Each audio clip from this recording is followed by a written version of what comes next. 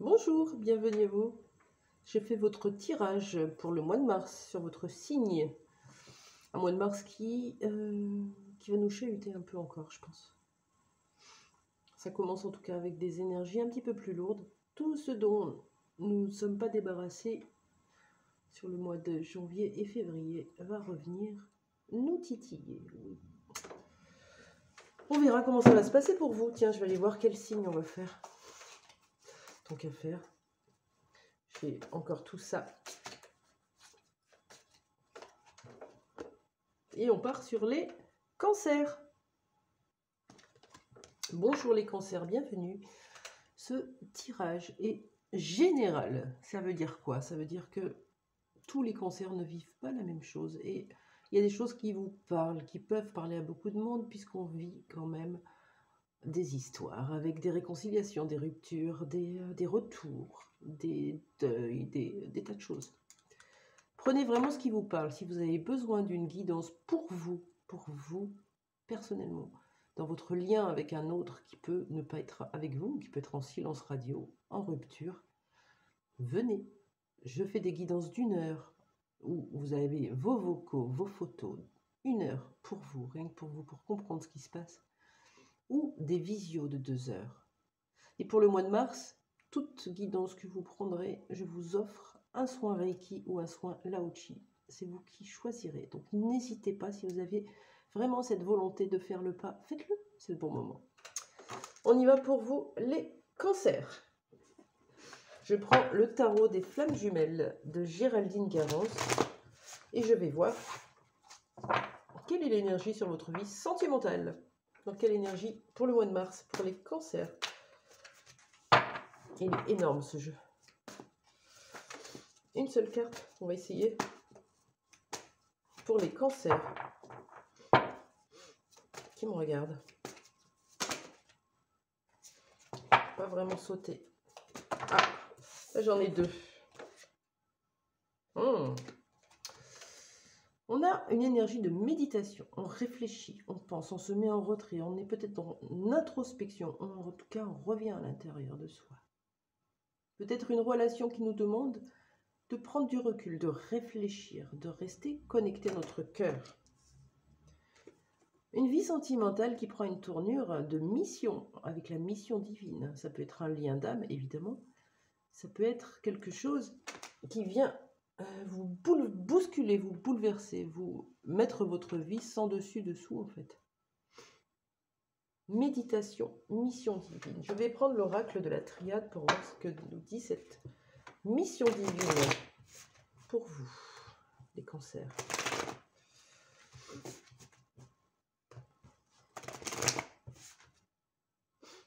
De quoi nous parle cette carte de la mission divine, s'il vous plaît, dans votre vie sentimentale?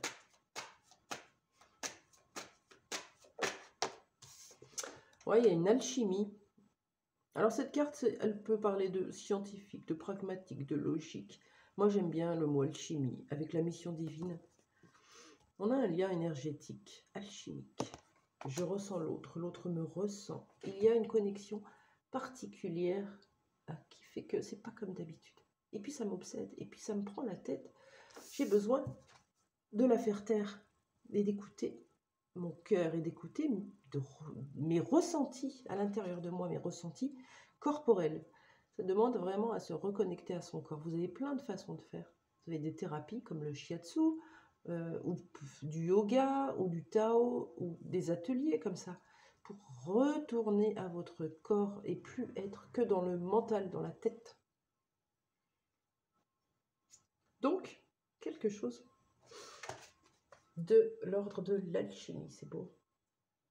Est-ce qu'on peut m'en dire plus? Je prends l'oracle Panta. On parle d'alchimie, de mission divine. C'est quand même beau.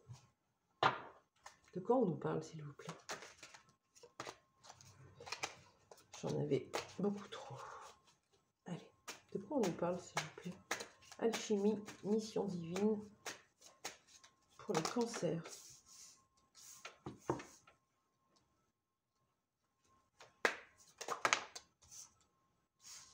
Ouais, vous êtes en dualité, les cancers. Il y a une part de vous qui est dans l'amour. Regardez, elle enferme les yeux tellement elle ressent. Elle pose ses mains sur son cœur. C'est ce que je vous disais tout à l'heure. Un lien énergétique, une relation d'âme, un lien d'âme. C'est pas mentalisé, c'est là. Et on ressent l'autre tout le temps. Alors oui, vous allez me dire, mais ça ne me suffit pas. Ok. Mais c'est déjà un plus pour vous permettre de vous reconnecter à vous. Donc, une part de vous, que vous soyez un homme ou une femme, qui ressent, qui est en amour, et l'autre, bah, qui a des peurs qui remontent, qui est dans le stress. Qu'est-ce que c'est que ces peurs? Est-ce que c'est des projections? Est-ce que c'est des croyances? Est-ce que c'est des schémas de comportement qui reviennent nous en mettre plein la tête là? C'est pour ça qu'on vous demande de méditer, pour faire le tri. Parce que c'est un lien qui vous demande du courage, de la persévérance. Il y a des barrières, je les saute. Voilà. Je m'arrête plus devant. J'y vais. Je passe par-dessus. Ok.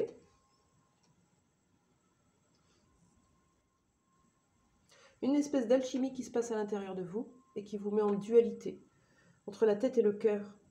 Et vous avez cette force, ce courage, comme les lions, hein, de poursuivre coûte que coûte. Et pour ça, vous faites du travail sur vous. Méditer, c'est pas forcément vous installer avec un mantra de la musique pendant une demi-heure.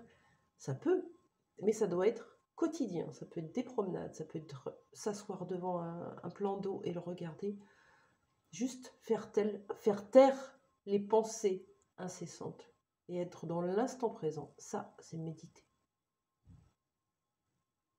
Et pour peu se reconnecter à une de ces émotions, c'est magnifique. J'avais fait une vidéo sur les émotions.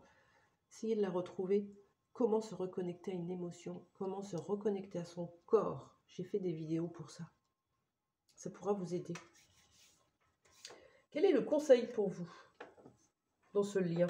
Je vais prendre l'oracle de la lunologie de Yasmine Bolland pour les cancers.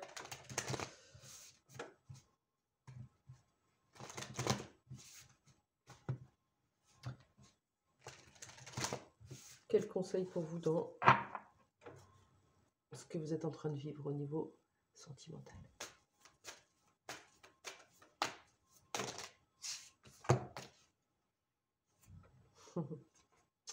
Ne laissez pas le passé vous retenir.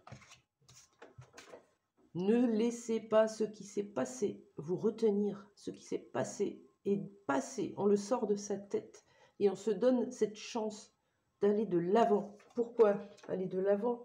Parce que devant, vers l'avant, regardez ce qui vous attend. La prospérité.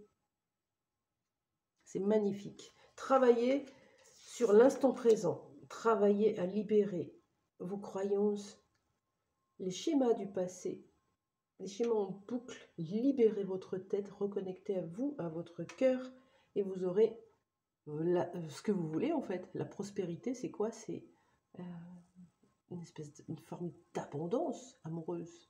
La prospérité vous attend.